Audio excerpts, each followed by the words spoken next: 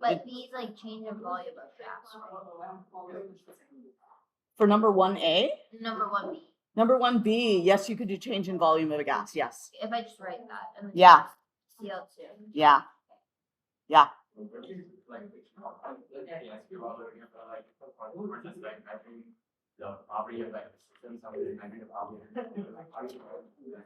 Okay, the rest of you just shh. And Tony, louder.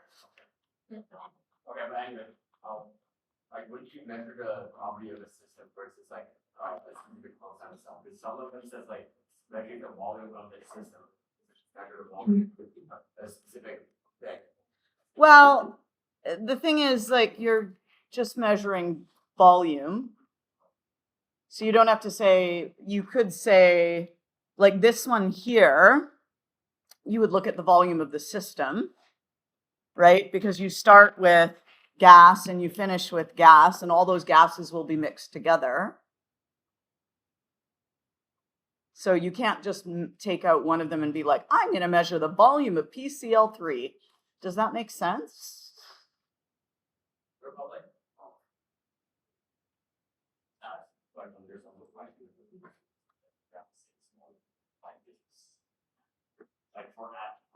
For F, okay.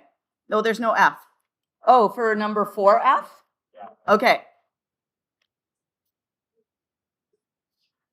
Like in this case, what is better than Yeah, so you could, you would just say volume of H2 because there's just one gas there. So if it's like multiple gases. If it's multiple gases, you have to look at a change in overall volume because everything in there is taking up volume. And also, what is it like the mass of the specific element versus the mass of the whole? Yeah. So a specific element would be, like, let's see. In this case here, whoa. Come back. There we are. So for this one, if you wanted to look at the mass of copper, you could look at the mass of copper. So you could do a change in the mass of copper over the change in time. Could you do a change in the mass of the system over time?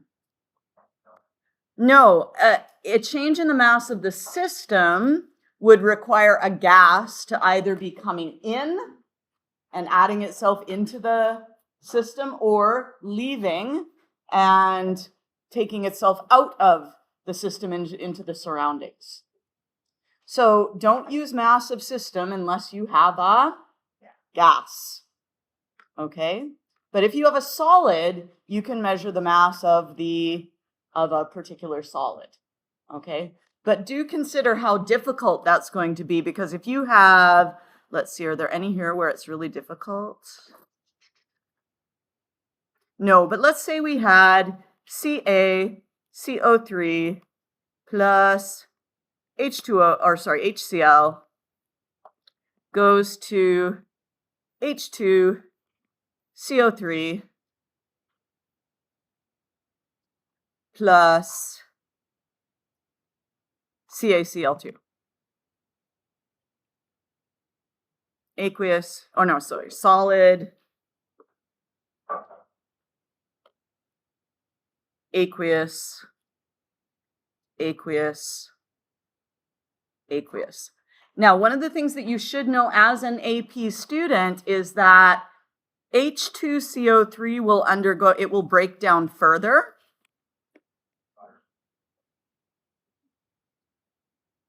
What does it break down into? Water and carbon dioxide. So you should know if you get carbonic acid, it will break down into water and carbon dioxide. And carbon dioxide is a gas. So for this particular one, you could measure the mass of the system, right? Because you've got a gas forming. Brian? It should be 2HCl, yes. But would you want to measure CaCO3? This is a chalky white, powdery, solid. So if you had that description, would you be like, I would like to measure the mass of calcium carbonate?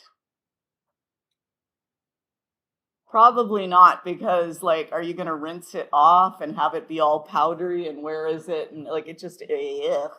Okay, so not good to measure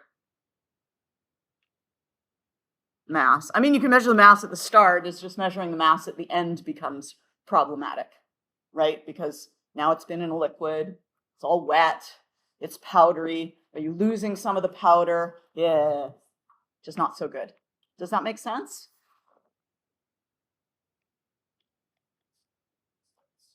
Yes. Like carbonic acid, or like another Actually, to be honest, you would probably just go straight to these ones.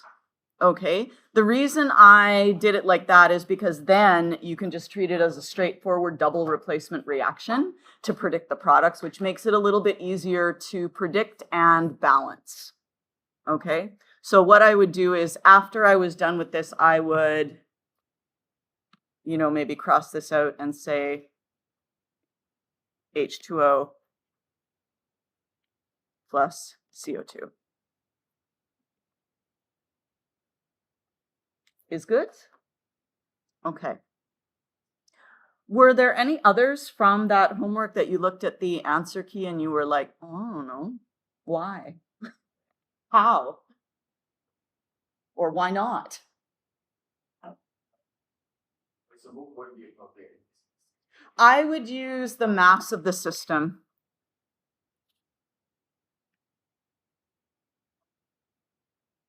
You also use pressure as well. Yeah.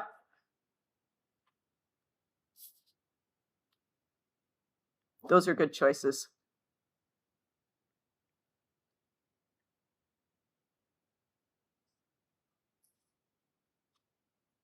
Ooh, there's another one that would be a good choice.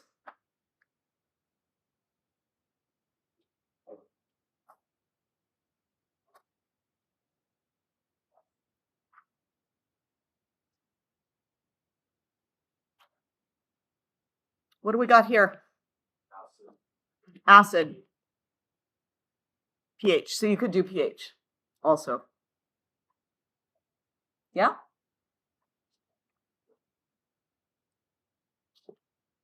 Alrighty. If we don't have any other questions from that, we are going to go on to collision theory, which is going to be what we have on our quiz on Friday, in addition to everything else we've already done.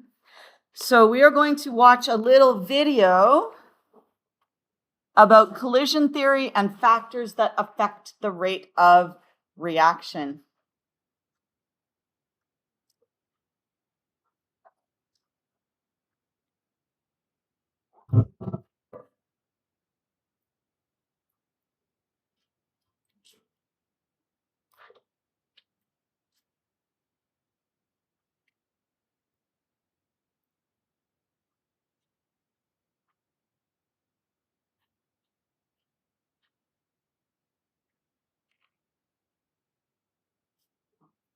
And if you're like, oh, hang on, what page are we on? Because I did hear page flipping. We are on page 29. My apologies for that. I should have let you know that up front. Page 29.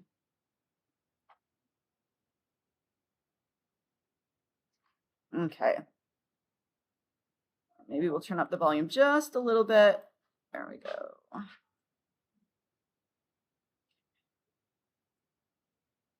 So basically, this video tells you everything you need to know almost about collision theory and reaction rate.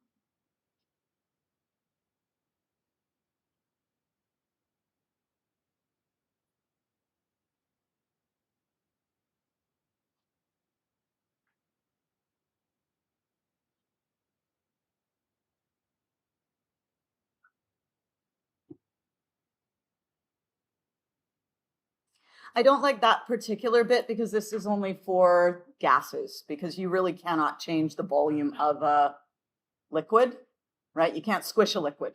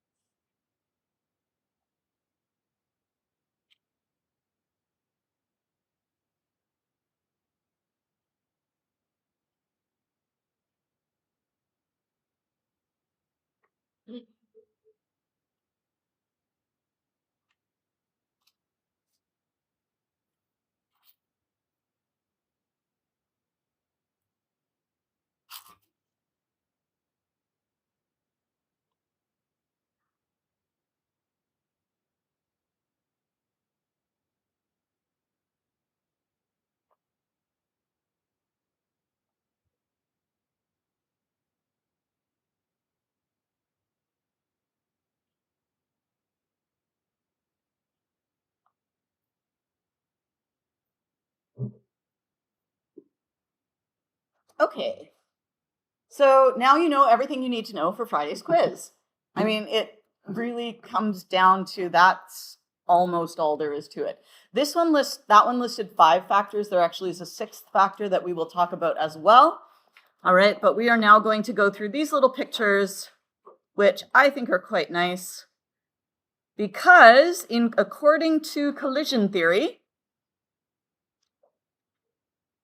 if you want a reaction to happen, not only do you need to have a collision, you need to have the correct orientation. So if I had these 2 pens and the reaction was them swapping, let's do it with red because red's really obviously different. If the reaction was them swapping lids, is a collision like this going to work?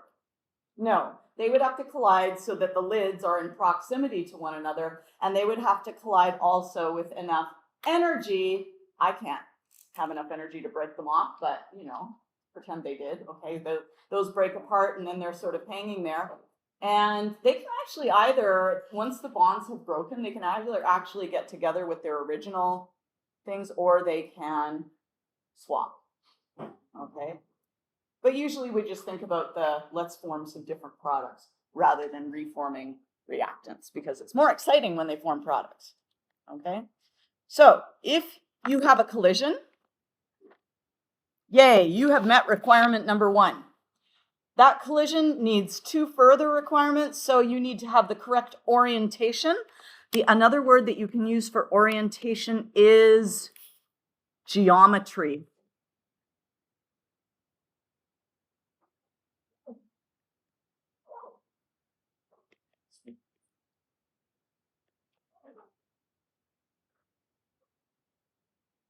Now, is there another way to say sufficient energy? Enough. But what I do not want to hear is enough sufficient energy. And I know you all, ha ha, that's so funny, Miss Spence. No one would do that. Somebody always does. Okay, so no. That's like saying enough energy.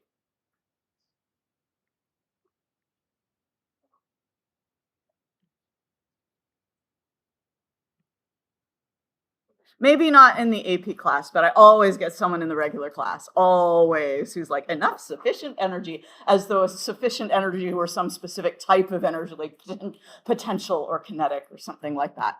So just either say enough energy or say sufficient energy.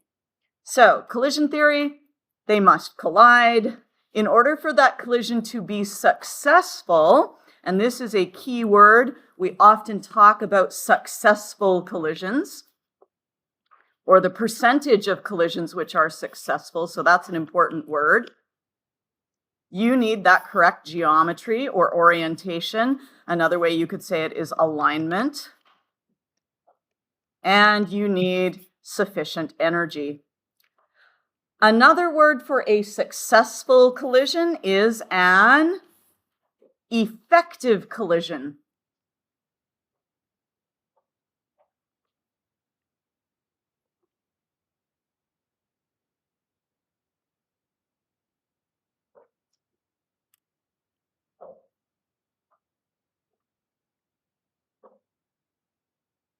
So the fact that you have to have a collision at all is the basic premise of collision theory, that they have to collide.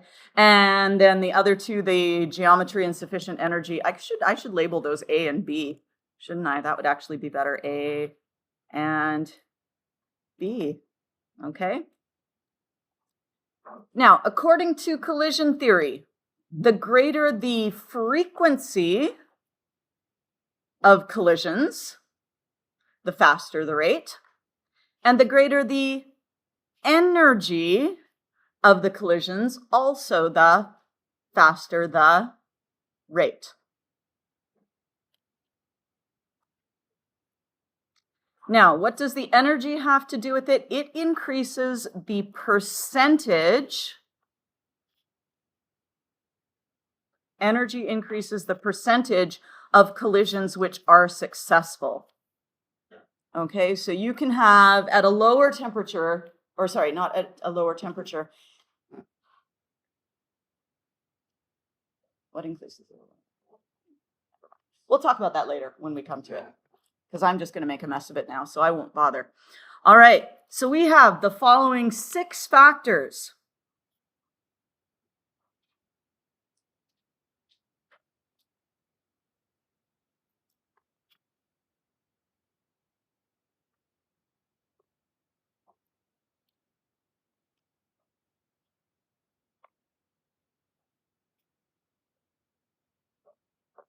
Okay, so we have concentration of the reactants. So that was like when they put more students in the hallway. What did that increase? Did it increase the frequency of collisions or the energy of collisions or both? That increases the frequency of collisions. Students aren't moving any faster, so they're not colliding with any more kinetic energy. There's just more of them. So concentration of reactants, and don't worry about this, we've got it on the next page. It increases the frequency of collisions. So this goes up, but there is no change to the percent of collisions which are successful, because the speed of the molecules doesn't change.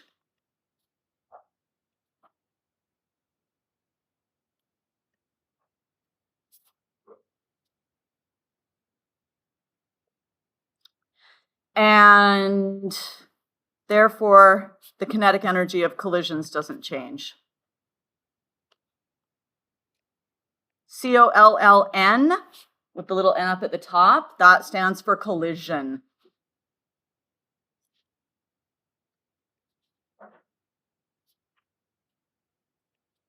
I don't know why I'm writing this down. It actually literally says that right after that. As concentration increases, the reactant molecules collide more frequently. However, assuming that the temperature is constant, and remember, what is temperature? It's a measure of the average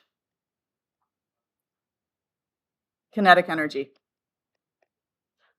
And if it's at the same kinetic energy, then you'll have the same energy for each collision.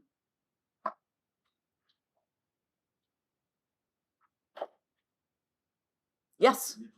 It's just more collisions. but There's just more collisions. more successful. Correct. So, like, let's say we would go from, at low concentration, we might have 10 collisions. And they are 80% successful. And so that's going to give us 8 successful collisions. If we go to a higher concentration, I should have done these on the opposite side of the pages, but that's okay. High concentration, maybe you have 100 collisions in a given time, of course, 80% successful. And that's going to give you 80 successful collisions. Does that make sense? Yeah? Okay.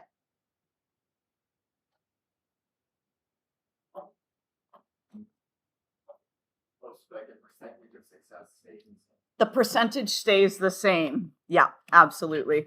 So, because 80% of the molecules are moving at a high enough speed to have sufficient kinetic energy to break the atoms apart. Yeah? And we'll take a look at a kinetic energy diagram later, not today, that shows like how that happens and why that happens. But for now, just believe me, okay? So that is factor number 1, is concentration. Increases the frequency of collisions, but not the percentage of collisions which are successful.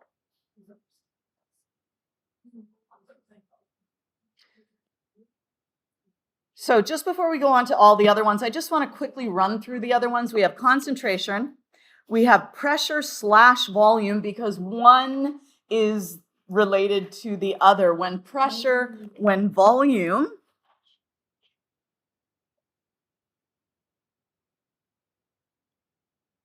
increases, what happens to pressure?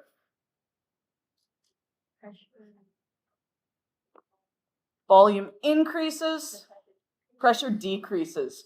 Remember, what is pressure?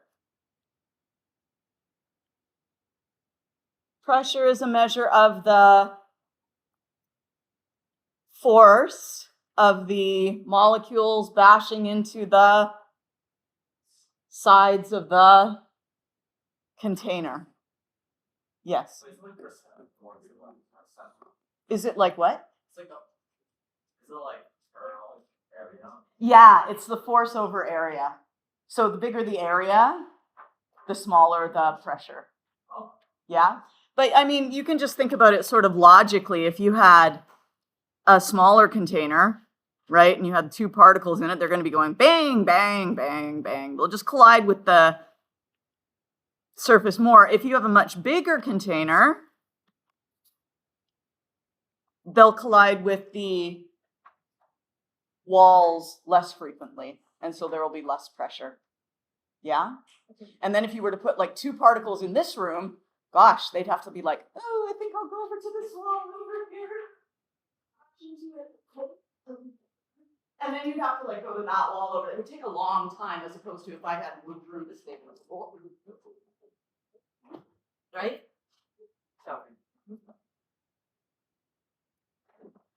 Temperature, we'll talk more about that one. So concentration, pressure/volume, temperature increases the kinetic energy, because remember, this is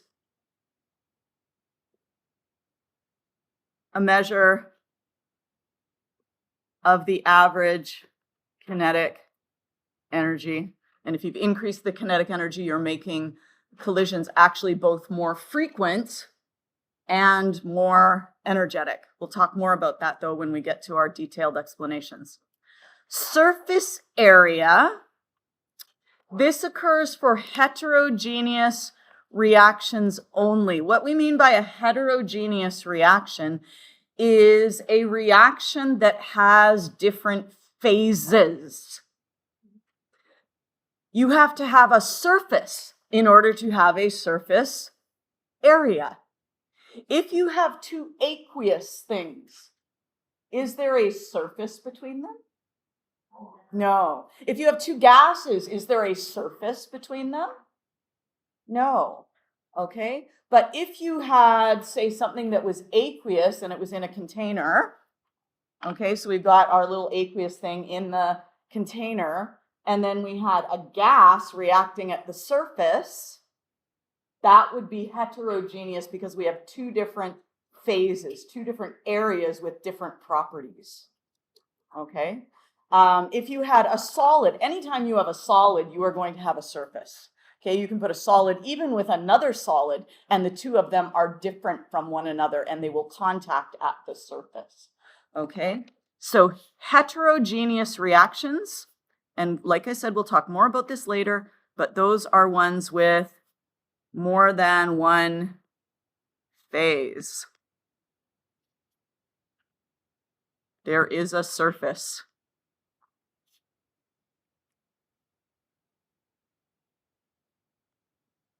Can't have surface area without a surface. Catalysts. How many of you guys have heard of catalysts? Most of you? Okay.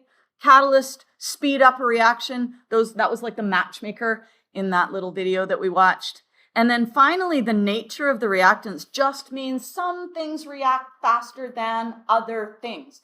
So if you were to take your alkaline metals, and someone yesterday was pointing out that the alkaline metals have the word alkali in them. Did you guys know the meaning of the word alkali?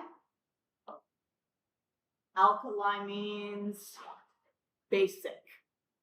So when you toss an alkali metal into water, it actually reacts with the water and produces hydroxide ions. It also gives off hydrogen gas. Do you guys remember that bang in the fume hood last year? Yeah, okay, and it went bang and it was really noisy, and we'll do that for you guys maybe just before Christmas break, like for fun, okay? So if you didn't get to see it last year, you'll get to see it this year. All right, but if you put any of these alkali metals into water, it releases hydrogen gas. It's also very exothermic, so that heat lights the hydrogen on fire. It reacts with the oxygen in the air, and you get a great big bang. Well, at least you get a great big bang if you're working with sodium. If you're working with lithium, it just kind of sputters along. And it produces gas. And it's like, close enough. And then, if you get down to rubidium, it goes super, super fast. Just because rubidium is more reactive than lithium. Sodium is more reactive than lithium, right? So that's what the nature of the reactants is. It just depends on what they are. Yes? Oh yeah, I think basically that's what the thing is. Catalysts increase successful collisions. Yeah, percentage of successful collisions. All right, so that was concentration we already looked at in depth. Here is pressure volume. Now we are assuming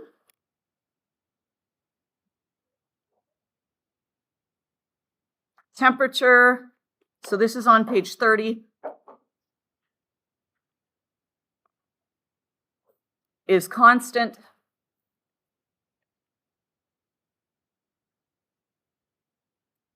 Because changing volumes of gases can muck with the temperature, but we're going to assume it remains constant, so we're only dealing with one thing at a time. So if you have a smaller space,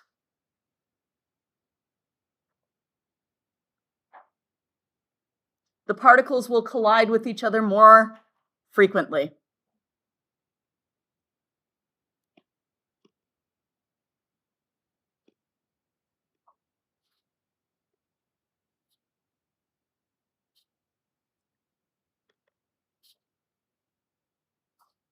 And if you increase the volume, that decreases the pressure. Is that going to speed up or slow down the reaction? It's going to slow it down. Just, you know, if you can visualize things, visualize this bigger box and you're like, oh, things don't collide as much. Smaller box, things collide more frequently. And that's all there really is to it. Is there going to be a change in the percentage of successful collisions? You only get a change in the percentage of successful collisions if you change the energy of the collision. And if you're changing the energy of the collision, that means you're changing the kinetic energy of the particles. And if you've changed the kinetic energy of the particles, you have changed the Volume. temperature.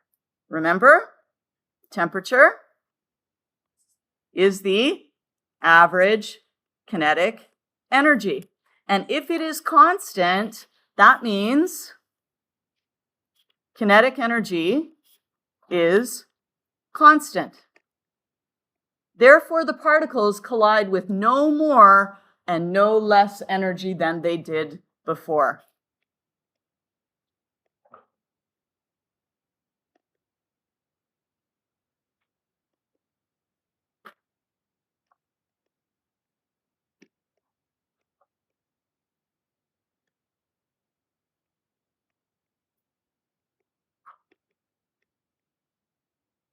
And if they're colliding with no more or less energy, then the percent of successful collisions stays the same.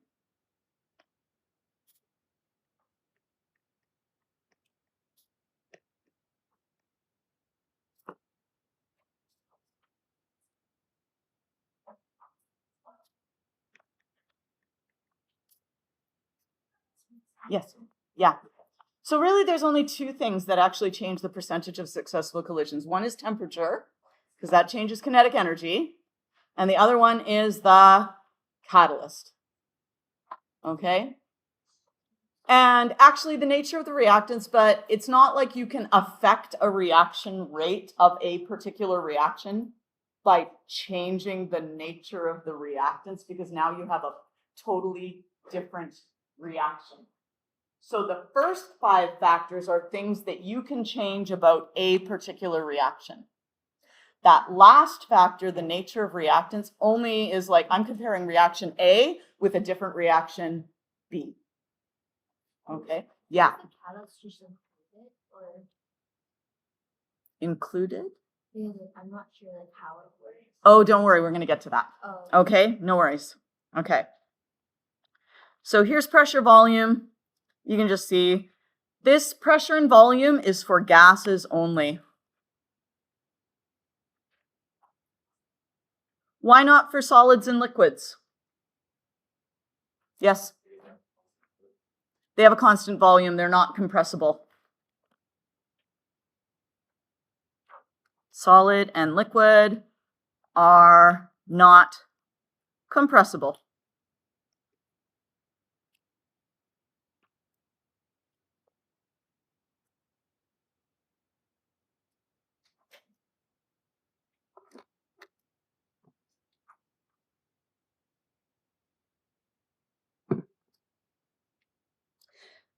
There actually is a way to increase pressure without changing the volume.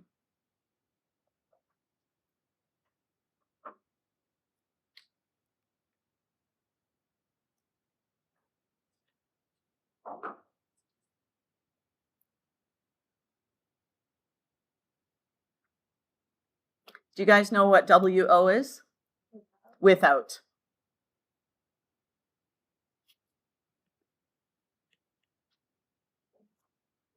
So how to increase pressure without decreasing volume? You can do that by adding an inert gas.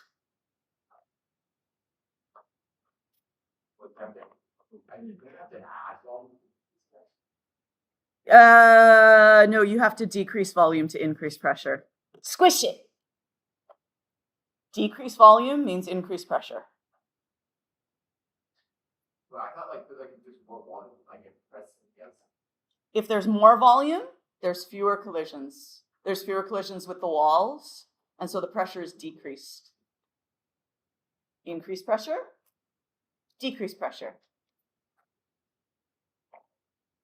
Yeah?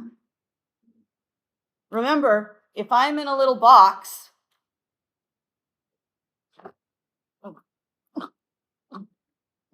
right? Lots of collisions, lots of pressure in a small volume. If I'm in a big volume, I can wander around for days before I hit something. Yes? So less pressure.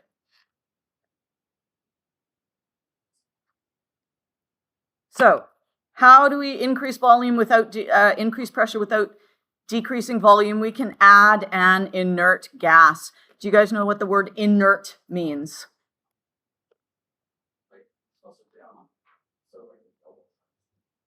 Unreactive. And so what kind of gas is unreactive? Noble gas. Did you have your hand up? No, okay.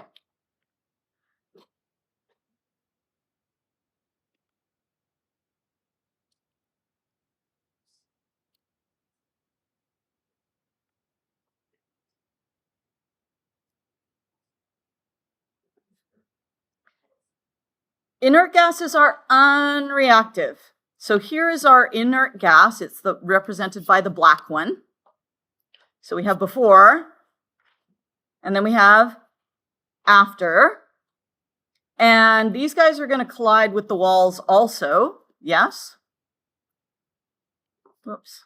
So you're technically adding more gas? I'm adding more gas, but I'm not adding any of the reactant gas.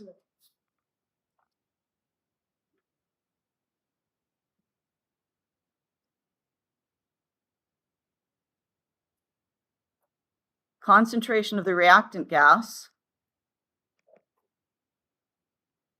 stays the same.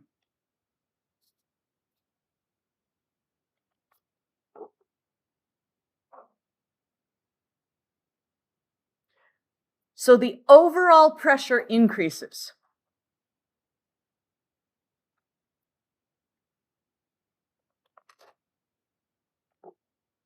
But have we increased the number of collisions between reactant particles? No. For every reactant particle that kind of bumps off one of these and then bumps into another one is blocked from hitting another reactant molecule. You have to have reactant collide with reactant, not just any old collisions. Okay, it has to be reactant-reactant collision. So this has increased the overall number of collisions, but it has not increased the reactant-reactant collisions. Does that make sense? Okay.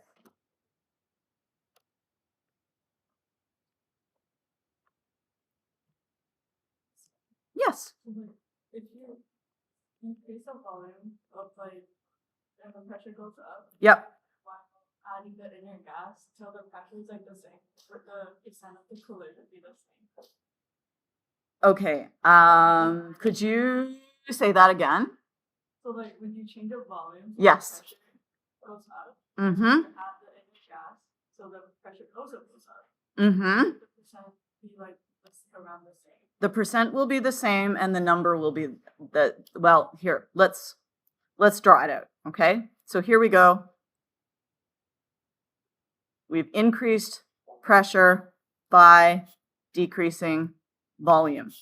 The number of reactant collisions increases. Therefore, the rate increases. RR is reactant, okay? Now, if we increase the pressure,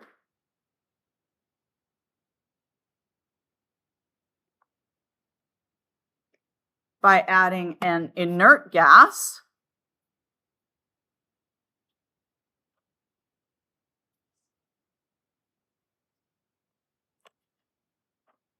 the number of reactant collisions stays the Same. And in both cases, we have not changed the temperature, so we have not affected the percent of collisions which are successful.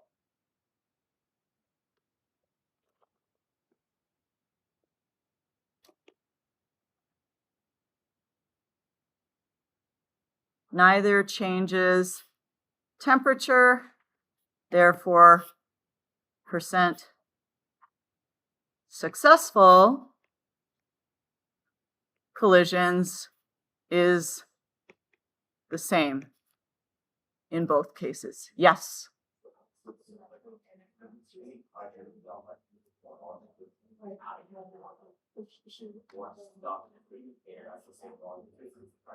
Yeah.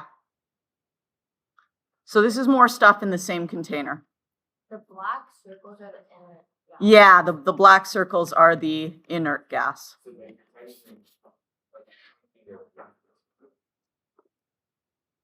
Well, you got to remember with gases, how much volume do gases take up?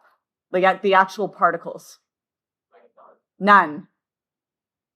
Right? Especially if we're talking something that's very close to ideal.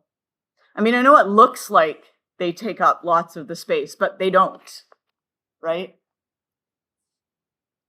So in essence, it really doesn't matter whether those extra particles are there or not, because you're not increasing the number of reactant particles.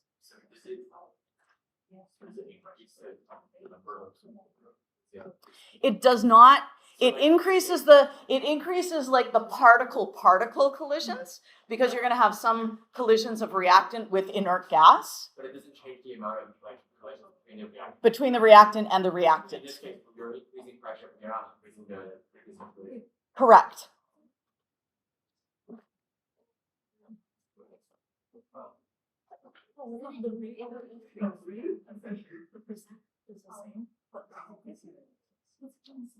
The frequency of collisions is the same. So here, the frequency of collisions increases.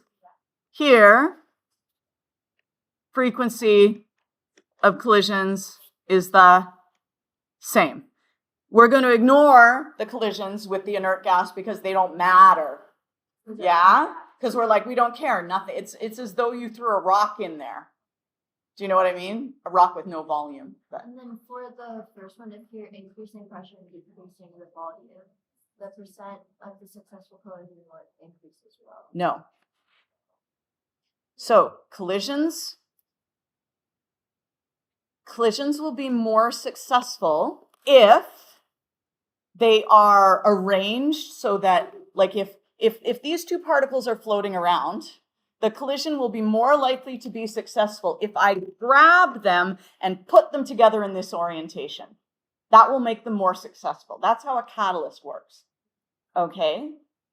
The only other way to increase the chances that a collision will be successful is to make the particles move faster so that when they hit, they are more likely to break apart into their atoms.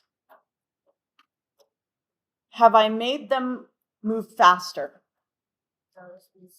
The speed stays the same. So even though they're in a smaller volume, they're still hitting with not very much energy.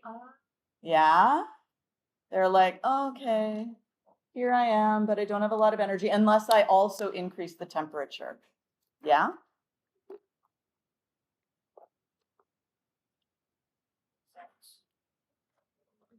All right, temperature. If we increase temperature, we increase the number of collisions, which is the frequency of collisions.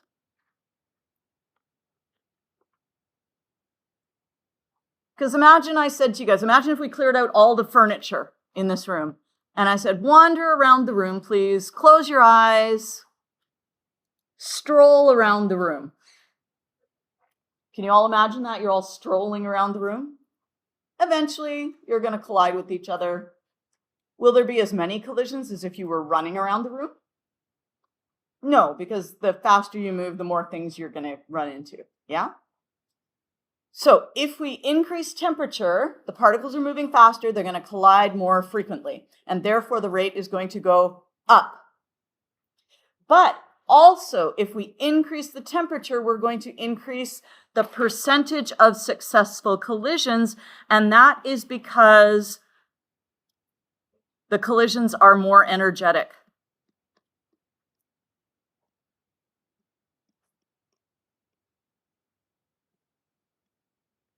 Because remember, an increase in temperature is an increase in what?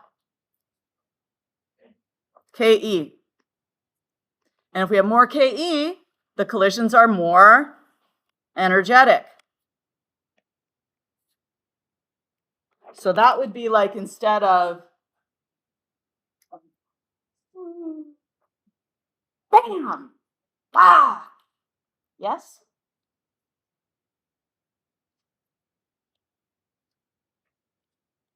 So temperature is the only one that affects both the number of collisions and the frequency of collisions.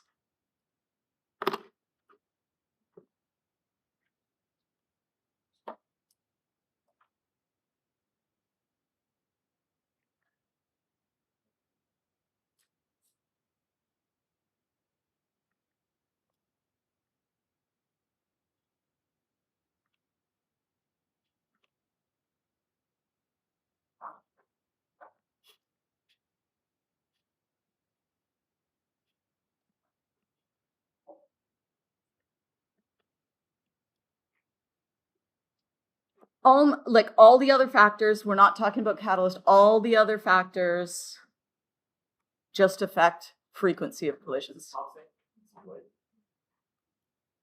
The number of collisions, so it increases the number of collisions, it increases the frequency of collisions.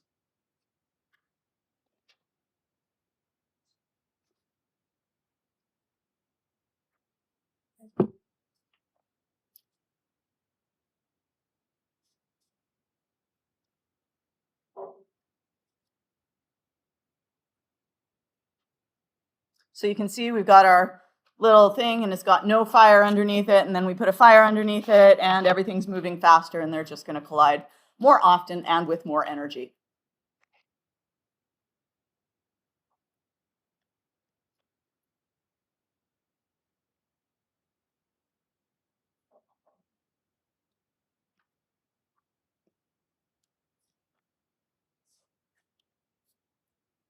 Okay.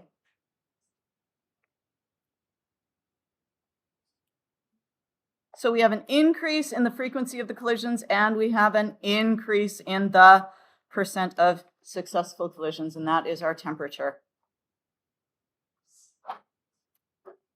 And then this just, I'll read it. What the heck? Temperature is a measure of the average kinetic energy. When you increase temperature, the particles move faster. When the particles are moving faster, they both collide more frequently. Therefore, rate increases, and they collide with more energy. So a larger percent of those collisions have sufficient energy to react. So maybe we go from low temperature, where we have 10 collisions, and they are 40% successful. Yeah, which would give us what? Four successful collisions?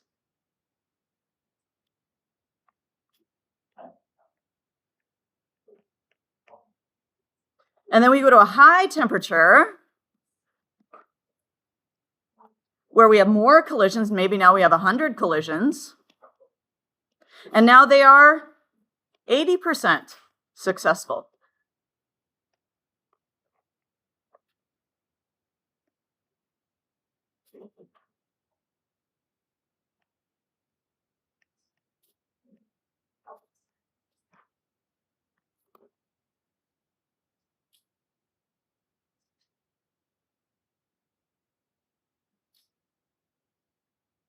That's in contrast to if we had increased the concentration, we would go from 4 successful collisions to maybe 40 successful collisions because we haven't changed the percentage.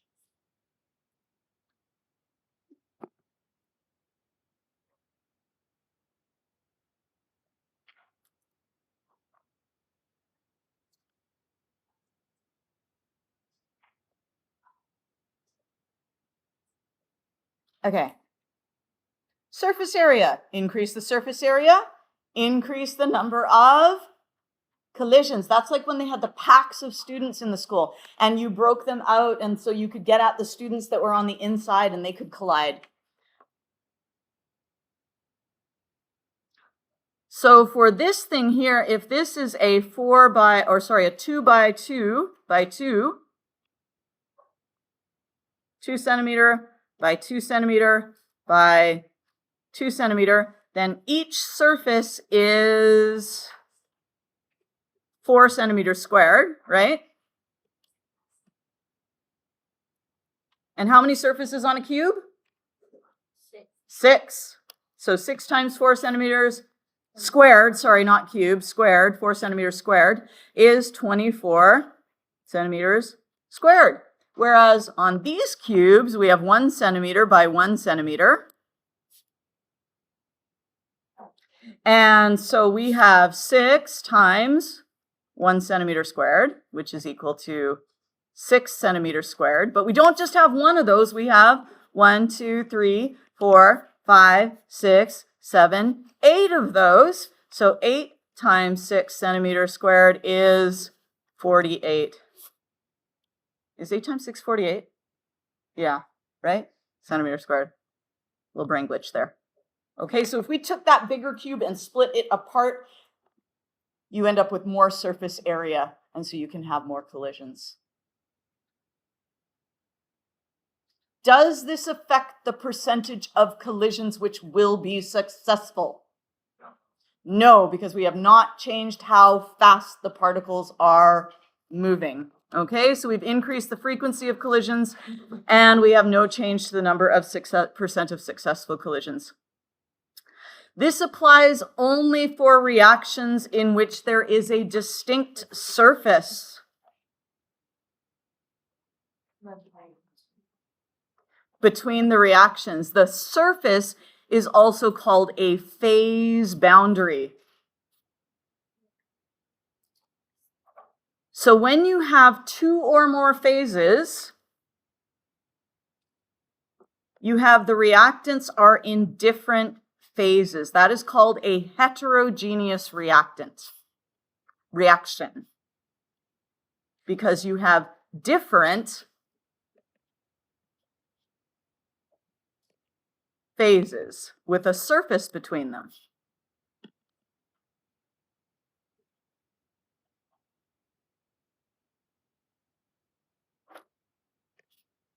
Do you guys know what BW is? Between. Okay?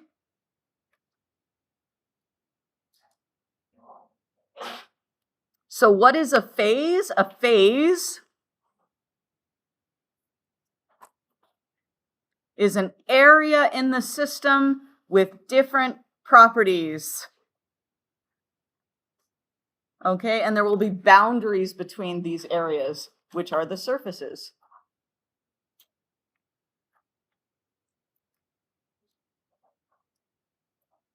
If you have a homogeneous reaction, homo means the same, and so you have all one phase.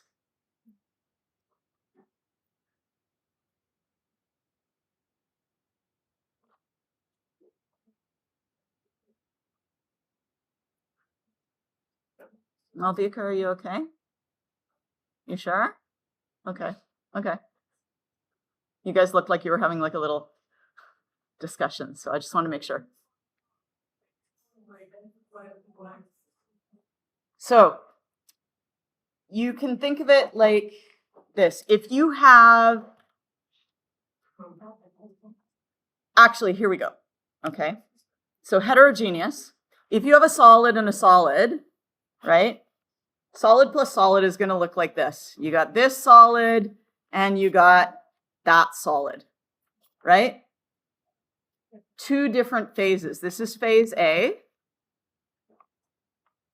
and this is phase B. You have 2 solid phases because this is made of chemical A,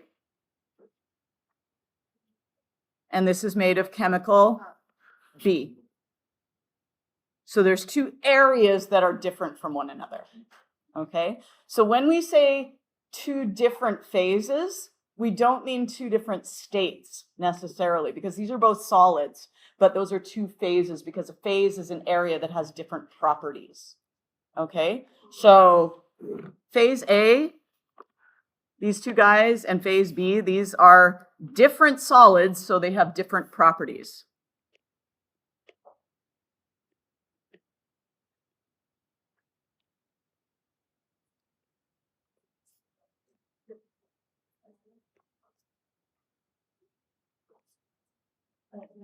Yes.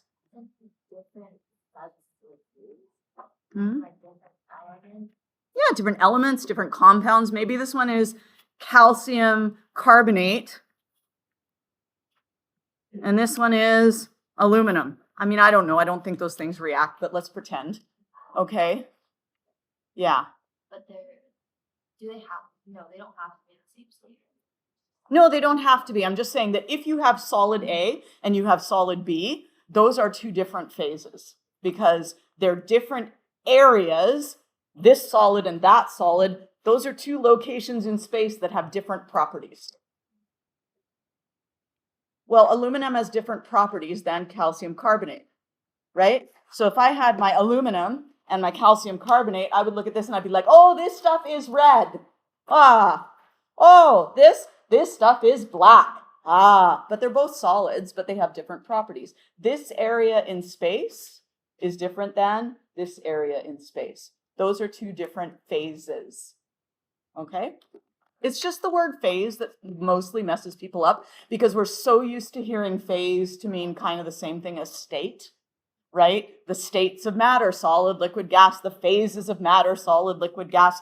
But the word phase has a more particular meaning, and that means that this solid phase is different than that solid phase, okay? If you have a solid and a liquid, so this is a solid plus a solid. If we have a solid and a liquid,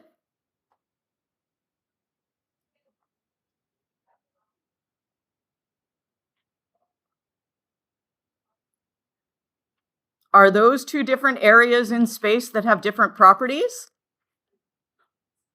Is there a surface between them? Yes. You look unsure. You're not? You're good? Okay. You just looked a little bit like, I don't know. If you have a solid and a gas,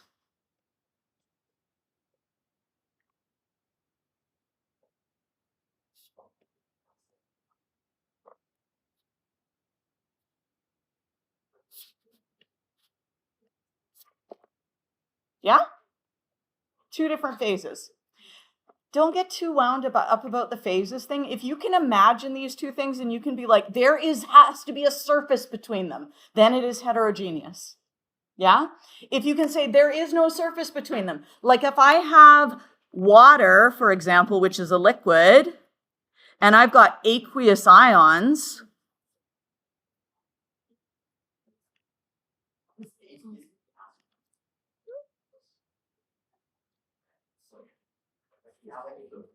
well, it would just be like liquid and gas, right? So if I had something in this container, it would have less surface than if I had a container that was like this, like everything would spread out more.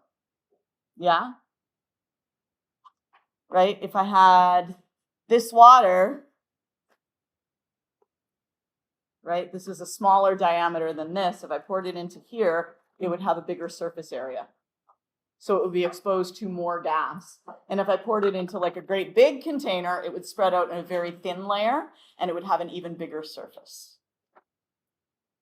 But 95% of heterogeneous mixtures involve a solid. If you have a solid, it is guaranteed to be heterogeneous. Yes? 95% of the time, it's going to be a solid. If you have a solid, it is heterogeneous. Most of the rest of them are not heterogeneous. They are homogeneous. But just use your common sense. Like I said, don't get too hung up on the word phase. Use your common sense. Is there a surface? Okay?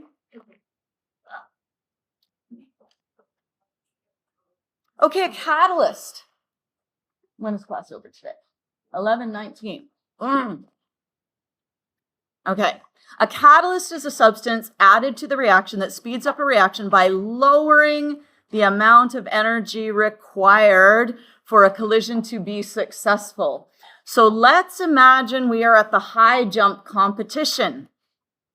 The lower the bar, the less energy needed to get over the bar. Yes? So if we have a lower bar, you'll have a larger percentage of athletes who are successful. If they're going over the higher bar, we're going to have a smaller percent of athletes who are successful.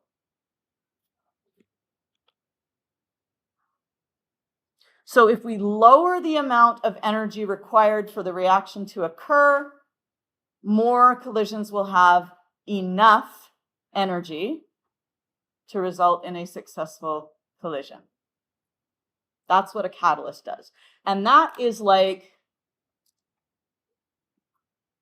when if I'm grabbing these two and I go like that, I can increase the chances of them having the correct orientation, and I can increase their kinetic energy if I want to as well, right? I'm the matchmaker that brings them together. We'll talk more about different types of catalysts later. You can use the wording, more collisions will have sufficient energy to react. And we're just going to introduce a couple of words here. Activation energy is the minimum amount of energy needed for a collision to be successful. So if these guys collide with 1 kilojoule in the correct orientation, no reaction. 2 kilojoules, no reaction. 3 kilojoules, no reaction. 4 kilojoules, no reaction. 5 kilojoules, bam, everything breaks apart. And we can have a successful collision, yes? So they just like catalyst lowers the activation energy. The catalyst lowers the activation energy. So instead of having to get to 5 kilojoules, maybe you only need to get to 2 kilojoules. So a larger percentage of collisions will have that amount of energy. So if we look at potential energy diagrams, which we will do in greater depth tomorrow and the next day, do you remember how we had in our enthalpy section, we had the reactants, and then we had the products, and that would be an exothermic reaction there. In order for the reactants to actually become the products, the particles have to collide. They have to have this much energy to break apart. And then they reassemble. And catalysts lower the amount. So it is just like those high bar jumpers. Okay?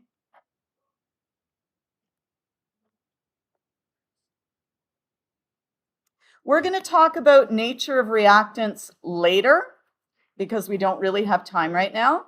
But you guys could actually, you know what? You guys for homework, you could watch these videos and do the reading. So you can read and watch the videos on page 35.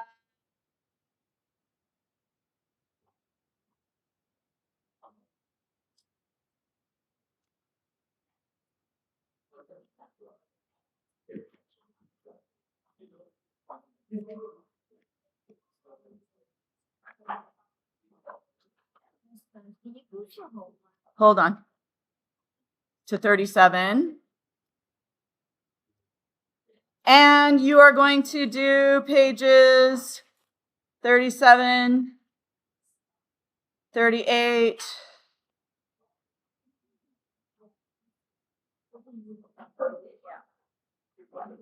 How much?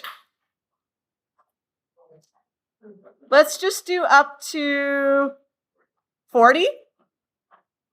Okay, we'll do the rest of them next day.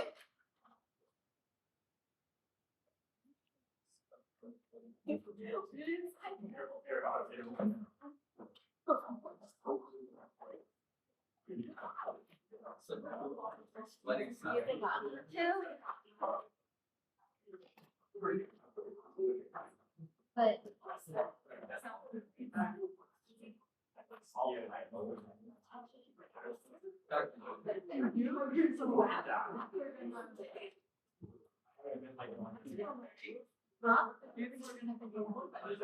huh? Whenever not taking what?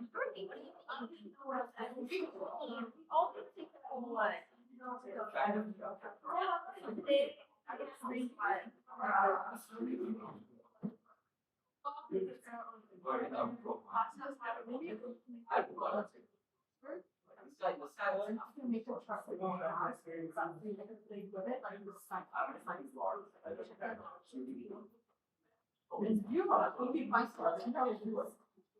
But I only do it once. One.